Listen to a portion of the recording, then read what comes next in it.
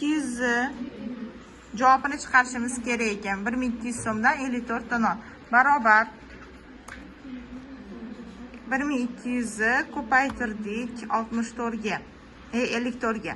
Demak, javobi 64800 kelib chiqdi. Endi bu yerga so'm belgisini qo'ymoqchimiz. So'mda, dollarda nimadir olganimizni ko'rsatish uchun. Mana bunaqa so'm bo'lasi. So'm belgisini qo'yib enter bosam, mana значitda.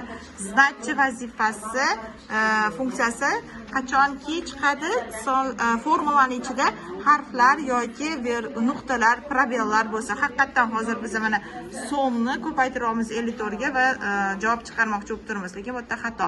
Значи chiqishi kerak emas. Nima qilamiz endi? Mana bu yerdagi so'mni o'chiramiz. So'zga qaytaring.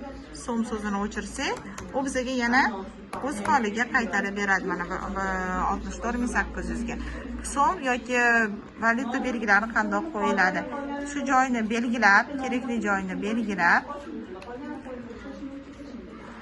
mana bu yerda finansoviy числовой format degan funksiyamiz bor. Ustida dollar belgichalari, tangichalari bilan.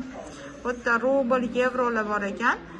Другие финансовые kirib, обозначениyaning ichidan mana bu yerda biz endi so'mni qidiramiz. Mana buni bosib tursak, tagiga so'm chiqquncha topamiz. Arabcha yozuvlar chiqishi bilan to'xtatamiz, chunki arabcha yozuvlarning tepasida so'm turibdi. Mana arabcha joyi chiqdi, mana so'm turibdi. Mana bu yerda yana bizga obrazis ko'rsatyapti. 1200 orasini ochaman va virgul 00 bilan so'm qo'yaman deyapti. Agar sizga oxirida tiyini kerak bo'lsa, 00lari kerak bo'lsa, lekin bizda hozir yo'q unaqasi, biz buni 0 qilib olib tashlashimiz kerak. Mana 0 qilib olib tashladik va OK bosdik. Ana so'm chiqdi, bu yoq ham o'chmadi.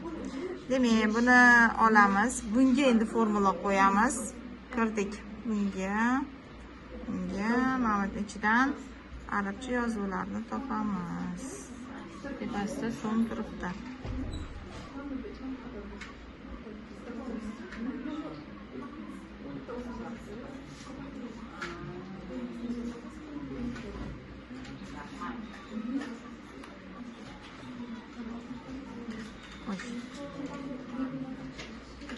Agar siz mana bunisini o'zgartirmasdan esimizdan chiqib qolib OK bosgan bo'lsak, tiyinni olib tashlash mana bu yerda bor edi. Bu tiyinni bosib olib tashladik va nuqtachasidan pastga tortib beramiz.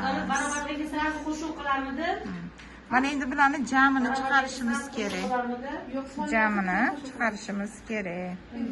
Jami qanday chiqariladi? Belgilab turib, asl summani ustiga bossak, u bizda faqat hammasini qo'shib beradi. Mana chiqdi.